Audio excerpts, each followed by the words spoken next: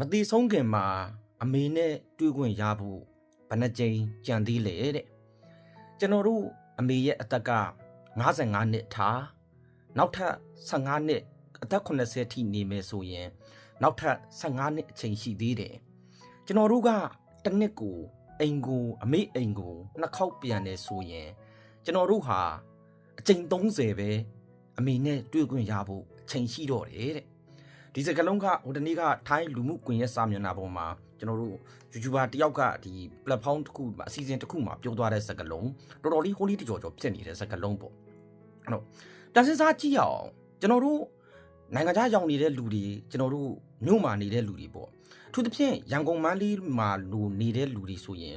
ကိုယ့်ရဲ့နယ်မြို့မိဘအိမ်ကိုပြန်နိုင်တာကျွန်တော်ထင်ပါတယ်တစ်နှစ်ကိုတစ်ခေါက်ကပဲများတယ်တကြံပဲကျွန်တော်တို့နိုင်ငံမှာကပြန်ကြတာများတယ်တစ်နှစ်တစ်ခေါက်ဆိုရင်ကိုယ့်ရဲ့လက်ရှိအမေရဲ့အသက်ဟာကျွန်တော်တို့အသက်အရွယ်25 26ဆိုရင်အမေရဲ့အသက်ဟာ50နဲ့တော့နီးနေပြီဒါကျွန်တော်အမေဆိုရင်အိမ်အောင်ကြအရန်ဆိုးတာတောင်မှကျွန်တော်အသက်25နှစ်မှာကျွန်တော်အမေအသက်က50ကျွန်တော်တငယ်ချင်းတွေအသက်တွေတွားမေးကြည့်ရင်သူတို့အမေတွေရဲ့အသက်တွေတွားမေးကြည့်ရင်60ကျော်တွေပဲများတယ်50ကျော်တောင်နည်းတယ်60ကျော်50ကျော်58အဲ့လို60နီးပါးတွေပဲများတယ်ကျွန်တော်အမေကအိမ်အောင်ကြအရန်ဆိုးတယ်အဲကျွန်တော်အသက်လူအသက်တန်းမှာဆိုရင်ကျွန်တော်တို့ရဲ့အမေရဲ့အသက်ဟာAB ကတော့55နှစ်ရှိကိုရှိတယ်များတယ်ပေါ့အဲ့တော့ဥပမာကျွန်တော်တို့အမိဘတွေရဲ့အသက်ကအသက်80ထိနေရမယ်ဆိုရင်နောက်ထပ်အချိန်15နှစ်ရှိတယ်အဲ့တော့ကျွန်တော်တို့မြို့မှာနေတဲ့လူတွေကတစ်နှစ်ကိုနှစ်ခေါက်ပြန်နိုင်ဖို့ရာအင်မတန်ရှားတယ်သူပြောသွားတာကတစ်နှစ်ကိုမင်းအမေအိမ်ကိုနှစ်ခေါက်ပြန်ရင်တောင်မှမင်းမမိဘတွေနဲ့မတိဆုံးခင်တွေ့ဖို့ကအချိန်30ပဲရှိတော့တယ်တဲ့15နှစ်ကိုနှစ်နဲ့မြောက်လိုက်ရင်15နှစ်လီ30အချိန်30ပဲရှိတော့တယ်တစ်နှစ်တစ်ခေါက်ဆိုရင်ကျွန်တော်တို့15ချိန်ပဲရှိတယ်ကျွန်တော်တို့လိုနိုင်ငံခြားမှာနေတဲ့လူတွေဆိုရင်ပြောလို့တောင်မရဘူးကျွန်တော်ဆိုရင်ဒါရှင်းရှင်းပဲပြောတာကျွန်တော်ဆိုရင်ရန်ကုန်မှာနောက်ဆုံးနေကြတာတစ်လလောက်ကြာတယ်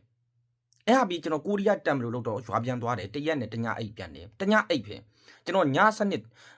နေတစ်ချက်ထိုးရောက်တယ်နောက်ရက်ညနေတစ်ချက်ထိုးမှကျွန်တော်ပြန်လာခဲ့ရတယ်ကျွန်တော်အိမ်ကိုကျွန်တော်24နာရီပဲနေခဲ့တယ်ခုဒီရောက်တာ9လပိုင်းရောက်ရင်2နှစ်ပြည့်မယ်ဆိုလိုချင်တာက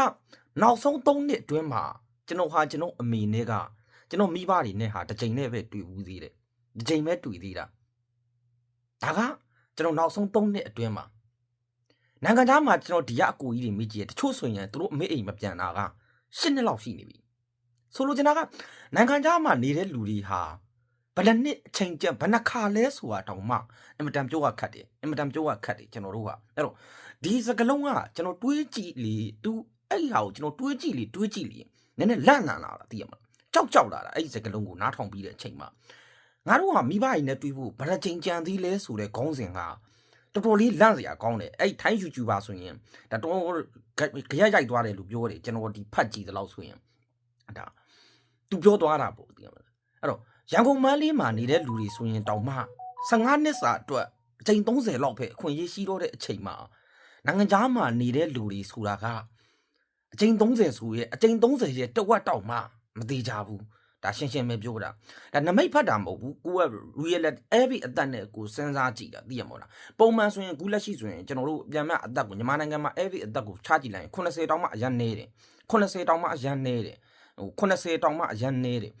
60ကျော်65 68လောက်ဆိုရင် every ဆိုရင်ကျွန်တော်တို့နိုင်ငံမှာဟိုရှိုးတာပဲများတယ်ဗျာ85ဆိုရင်ကျွန်တော်နိုင်ငံမှာတော်တော်တက်ကြီးတဲ့ထဲမှာပါတယ်ခုလက်ရှိကျွန်တော်အိမ်မှာကျွန်တော်မေကြီးဆိုရင်အသက်80တော်တော်လေးကြီးနေပြီရွာမှာဆိုရင်တက်ကြီးပူဇော်ပွဲမှာပါနေရတော့ကျွန်တော်မေကြီးရှိနေပြီဟိုနေ့ကကျွန်တော်ရွာမှာတက်ကြီးပူဇော်ပွဲလို့တော့အသက်80ကျော်လူက20လောက်ပဲရှိတယ်20လောက်ပဲရှိတယ်အသက်85နှစ်အထက်ကလူတွေကိုတက်ကြီးပူဇော်ပွဲနဲ့ထည့်တာ20ကျော်လောက်ပဲရှိတယ်ဆိုလိုချင်တာကကျွန်တော်တို့ဟာevery အတန်နဲ့စဉ်းစားကြည့်ရင်အင်မတန်ကိုတွေးစရာအဲ့ဒီစကလုံးကကောင်းတယ်အဲ့တော့ဟိုပြောချင်တာကပေါ့သိရမလားကိုတွေးခွင့်ရနေတဲ့လူတွေလေတန်ဖိုးထားပါ